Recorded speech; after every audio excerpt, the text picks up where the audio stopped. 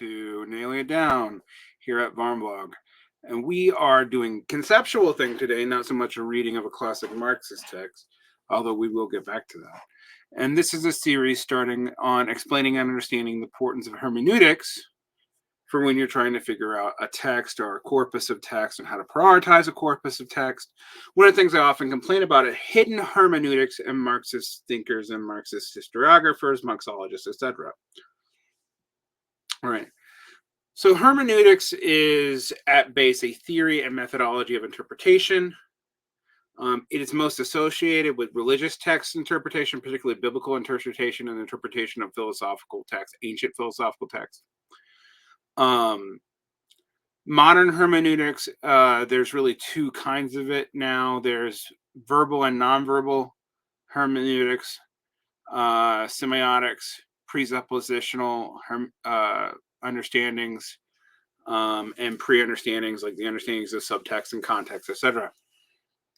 Now, hermeneutics is to exegesis, or the explanation of text, what historiography is to history. All right. Historiography is the study of the history itself, so history, but also the concepts and whatnot used to understand history, meta-history, methodological things, etc. Hermeneutics and exegesis are often used interchangeably, but really hermeneutics is the theory and exegesis is the action. Or sometimes we also call it explication, and if you're just doing it in English class. For those of you who've not taken my high school English class ever, which would be most of my audience, I hope, you hear me talk about this when we talk about explication. Exegesis focuses, however, primarily on close reading, the word and grammar of a text. Hermeneutics is a method of interpretation, meaning sometimes, for example, you're prioritizing which text you take as the most valid. How do you decide to use Marx? When you use Marx, you prioritize published text versus intended to be published text versus notes for text, etc. We tend to treat them all equally, but that's hard to do. Some people develop a hermeneutic of trying to reconcile Marx's published works with his political actions. So there's a kind of history of Marx used to justify what people are doing. Sometimes people justify the public text. The problem with Marx is there's a bunch of intended to be public text that were supposed to be published that were not, and some of the texts that were published under his name are hybrid texts that have stuff that he didn't write in them. There's also stuff that's unsigned. When Marx, you also have to deal with the fact that there are polemical text, theoretical text, and journalistic text, but the only real difference that Marx himself recognized was the difference between journalistic and non-journalistic text.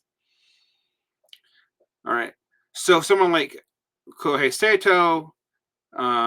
can really key in on parts of Capital because he considers the ecological readings the most important, so they focus on the metabolism sections of Das Kapital.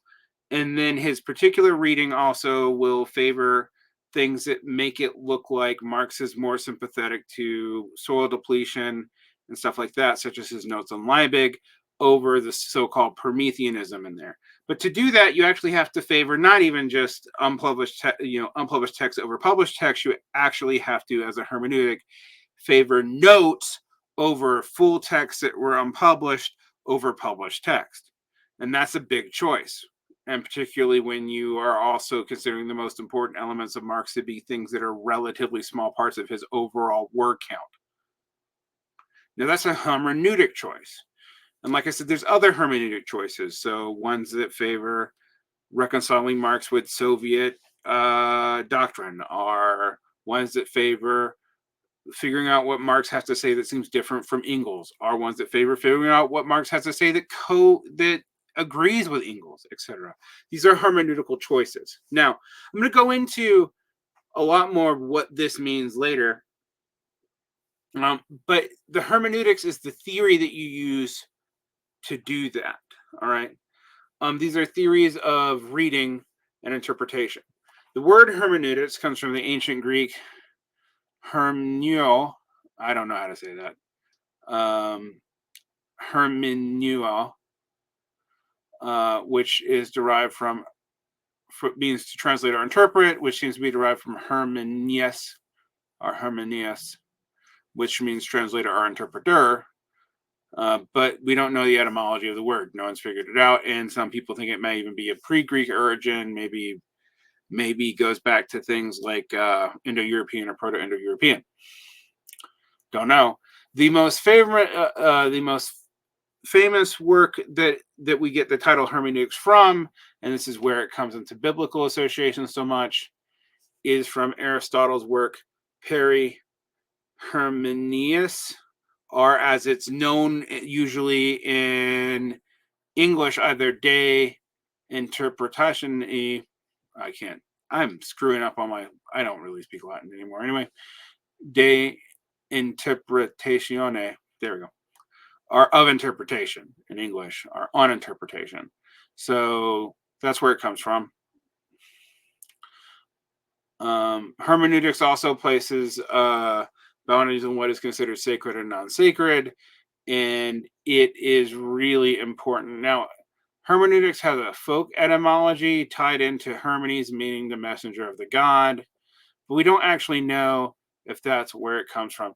Now, there's a bunch of different hermeneutical traditions. There's Vedic hermeneutics, biblical hermeneutics, Talmudic hermeneutic, Islamic hermeneutics, Buddhist hermeneutics, etc. So you'll see that hermeneutic traditions first kind of developed in the interpretation of religious literature. And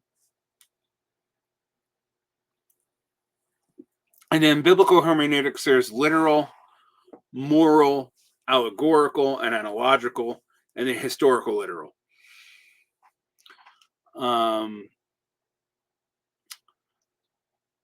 So there's all that, and there's also like patristic hermeneutics. Now, we don't talk about hermeneutics so much in literary theory, but most literary schools of analysis, so formalism, new criticism, post-structuralism, deconstruction, are as much hermeneutical rulings as they are philosophical understandings. So they're about how to interpret text, what are the best means to do it, what's your justification for interpretation. We don't call them hermeneutics to separate hermeneutics and like biblical literature. So hermeneutics is often a subset of most critical theories. So we talk about critical theory. Most critical theories have kind of a media interpretation of the world. So they have a hermeneutic interpretation of text, as well as usually having an epistemic interpretation of reality. So most critical theories imply an epistemic commitment. Some of them imply a metaphysical commitment. So, like if you're a Marxist, you at least are limiting yourself to methodologically metaphysical analysis when you're doing the Marxist part most of the time. I can talk about what I mean by that later, but methodological metaphysics just means you're limiting yourself to one realm of ontology or being. Metaphysics meaning, over the physics, and yes, materialism, even though it limits metaphysical claims, it is a metaphysics. All right, so this gets us into all kinds of mess, right? But hermeneutics really is about the interpretation of text, and when you're dealing with the hermeneutics of a corpus, how you derive the most important meaning and priority of interpretation of text when there's seeming contradictions, etc. This is important for things like Marxology because Marx's texts are not always self-apparent, since most of them were actually not published during his lifetime. A lot of them have seeming contradictions or problems, which is not to say that the contradictions are blatant or even what we might call syntactical. They may be overcomeable, but there's definitely refinements and changes in the theory. And how do you interpret that? Some people who like the Marxist humanists, that's Marxist-humanist, have a hermeneutic where you see all of Marx's work is fairly consistent from the German ideology forward. You can have the epistemic break hermeneutic of Althusser, where you see that there's a radical break, etc. All right. Now, this is a lot to throw at you, and I haven't really even gotten to how we justify hermeneutics. Modern hermeneutics really began in the 15th century. One of those things with the word modern is we're always seeming to move where it starts, right? Um, the first real person to do hermeneutics, as we understand it, was the Italian humanist Lorenzo Valla. And he applied it to the donation of Constantine to prove it was a forgery. Biblical hermeneutics emerged soon after, and this was really important in the Protestant Reformation. Sola scriptura, interpret scripture in light of scripture alone, not in light of tradition, our our ecumenical council interpretations, etc. Became a hermeneutic.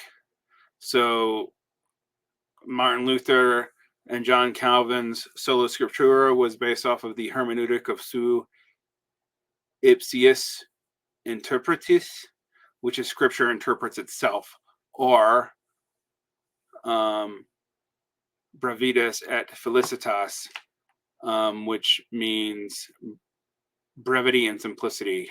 Look for the briefest and simplest meaning. Kind of an expansion of Occam's razor. Then there were more advanced theories of hermeneutics put out by people like the early biblical scholar Friedrich Schleiermacher, who was roughly contemporaneous to Hegel, was born in 1768 and died in 1834. And then these were picked up by Wilhelm Dilthey and Schleiermacher, with most important modern contributors to hermeneutics would be people like Martin Heidegger, which was based off of ontological hermeneutics and hermeneutic phenomenology. Hans Georg Gadamer, who also worked in ontological hermeneutics. I don't need to talk about what that is. Leo Strauss, which is Straussian hermeneutics. Paul Ricoeur, which is another hermeneutic phenomenology. Walter Benjamin, who worked in either Jewish or Marxist hermeneutics, depending on the time we're talking about. And then you have the kind of radical hermeneutic critiques of Derrida and people like Paul de Man and, all kinds of people. The reason why I bring this up is this really is a kind of understanding of how you interpret text, and there are traditions implied by critical theory, right? But these critical theories often aren't just hermeneutics, so we don't refer to these things as purely a hermeneutic interpretation. And in like literary criticism, they also have hermeneutics. Like I said, new formalism has the text itself, or the structure of the text itself. New criticism is focused on the text and its structure, but do not bring in history or biography or any of that. New historicism is not so much based on biography, but on social context. Deconstruction places text against itself to find its discontinuities. You can see how this works. Now, it's a very broad and rambly introduction to the concept. What you need to take away from this is hermeneutics is the way in which you interpret text. Exegesis is when you apply hermeneutics, but also exegesis tends to apply to close readings of specific text and engagements with specific text. Hermeneutics can apply to that, but it can also apply to how you prioritize between text, how you figure out what text meaning is, when do you value one text over another, etc. Now, we're going to get into this in the coming weeks and months, breaking down various kinds of hermeneutics. This is going to be one of our new series here on nailing it down. Now, for those of you who want me to come back to my theories that I did last year and got to the German historical school and kind of stopped right before getting into Werner Sombart, because Werner Sombart became unwieldy. I read like 400 pages of stuff on Werner Sombart to try to get my head on how to deal with his shifts in his historiographic and class thinking. I might be doing theories of class again to finish this off because I never got to people like James Burnham and the various PMC theses, the new class theses, etc.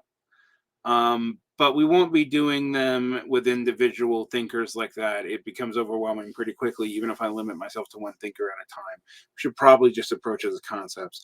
But until then, we're going to approach hermeneutics because now that I'm dealing with text where there are massive implications politically over how you prioritize the text and how you understand them.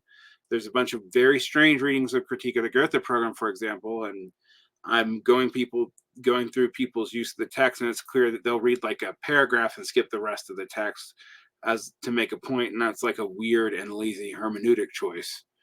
That I needed to explain hermeneutics in detail, and today was just the rambling introduction to the concept. But we will be getting and refining it down to different kinds of hermeneutics and what Marxist and other left-wing hermeneutics have looked like, its relation to historiography and critical theory, like how do they relate, because they do, and what philosophical hermeneutics is, because it's actually slightly different than hermeneutics as interpretation. All right. And with that said, we're going to end this episode. I'm going to include in the show notes the Stanford Encyclopedia of Philosophy entry on hermeneutics, because we will be referring to that a lot in this series. Like and subscribe, hit the bell, share and share alike. Have a great day.